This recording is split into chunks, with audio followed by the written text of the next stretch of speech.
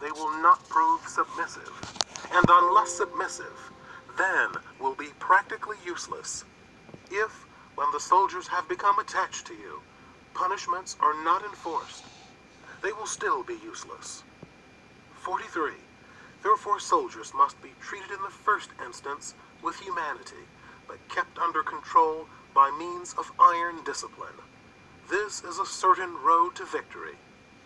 44. If in training soldiers, commands are habitually enforced, the army will be well disciplined. If not, its discipline will be bad. 45. If a general shows confidence in his men, but always insists on his orders being obeyed, the gain will be mutual. Chapter 10. Terrain. 1. Sun Tzu said, "We may distinguish 6 kinds of terrain, to wit, 1.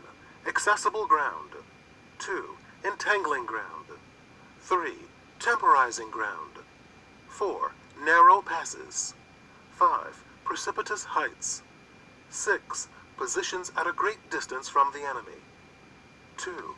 Ground which can be freely traversed by both sides is called accessible. 3. With regard to ground of this nature, be before the enemy in occupying the raised and sunny spots, and carefully guard your line of supplies. Then you will be able to fight with advantage.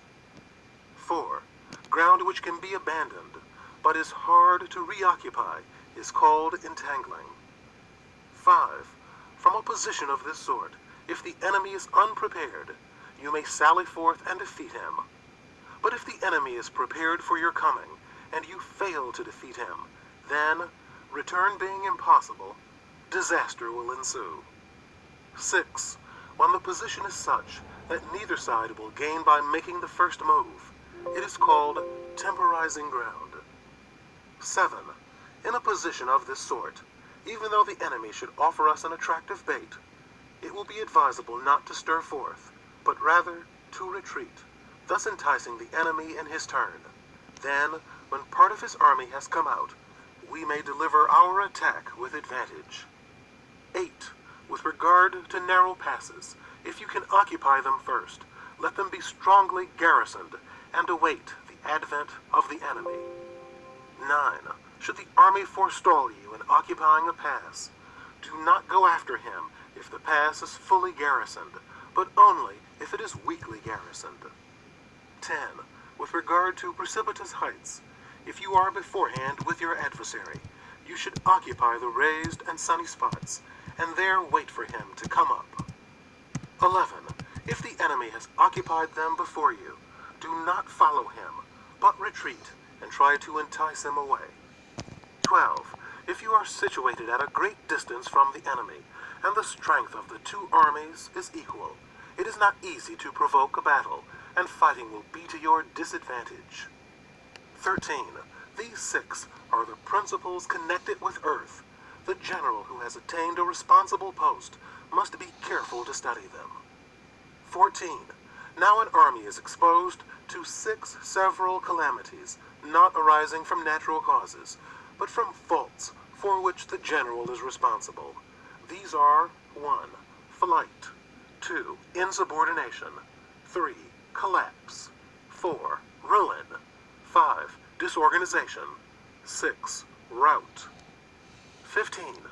Other conditions being equal, if one force is hurled against another 10 times its size, the result will be the flight of the former. 16. When the common soldiers are too strong, and their officers too weak, the result is insubordination. When the officers are too strong, and the common soldiers too weak, the result is collapse. 17. When the higher officers are angry and insubordinate, and on meeting the enemy give battle on their own account from a feeling of resentment, before the commander-in-chief can tell whether or not he is in a position to fight, the result is ruin. 18. When the general is weak and without authority, when his orders are not clear and distinct, when there are no fixed duties assigned to officers and men, and the ranks are formed in a slovenly, haphazard manner, the result is utter disorganization. 19. When a general, unable to estimate the enemy's strength, allows an inferior force to engage a larger one, or hurls a weak detachment against a powerful one, and neglects to place picked soldiers in the front rank, the result must be rout. 20. These are 6 ways of courting defeat, which must be carefully noted by the general who has attained a responsible post. 21. The natural formation of the country is the soldier's best ally, but a power of estimating the adversary, of controlling the forces of victory, and of shrewdly calculating difficulties, dangers, and distances, constitutes the test of a great general. 22. He who knows these things, and in fighting puts his knowledge into practice, will win his battles. He who knows them not, nor practices them, will surely be defeated. 23. If fighting is sure to result in victory, then you must fight, even though the ruler forbid it. If fighting will not result in victory, then you must not fight, even at the ruler's bidding. 24. The general who advances without coveting fame and retreats without fearing disgrace, whose only thought is to protect his country and do good service for his sovereign, is the jewel of the kingdom. 25. Regard your soldiers as your children, and they will follow you into the deepest valleys. Look upon them as your own beloved sons, and they will stand by you even unto death. 26. If, however, you are indulgent, but unable to make your authority felt, kind-hearted, but unable to enforce your commands, and incapable, moreover, of quelling disorder, then your soldiers must be likened to spoiled children. They are useless for any practical purpose. 27. If we know that our own men are in a condition to attack, but are unaware that the enemy is not open to attack, we have gone only halfway towards victory. 28.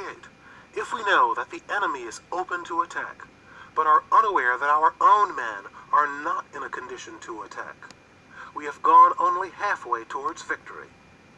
29. If we know that the enemy is open to attack, and also know that our men are in a condition to attack, but are unaware that the nature of the ground makes fighting impracticable, we have still gone only halfway towards victory. 30. Hence the experienced soldier, once in motion, is never bewildered. Once he has broken camp, he is never at a loss. 31. Hence the saying, if you know the enemy and know yourself, your victory will not stand in doubt. If you know heaven and know earth, you may make your victory complete. Chapter 11. The 9 Situations. 1.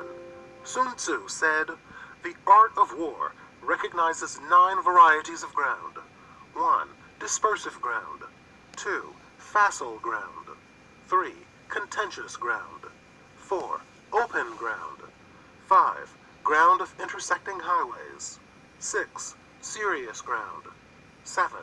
Difficult ground. 8. Hemmed-in ground. 9. Desperate ground. 2. When a chieftain is fighting in his own territory, it is dispersive ground. 3. When he has penetrated into hostile territory, but to no great distance, it is facile ground. 4. Ground the possession of which imports great advantage to either side is contentious ground. 5. Ground on which each side has liberty of movement is open ground. 6. Ground which forms the key to 3 contiguous states, so that he who occupies it first has most of the empire at his command, is a ground of intersecting highways. 7.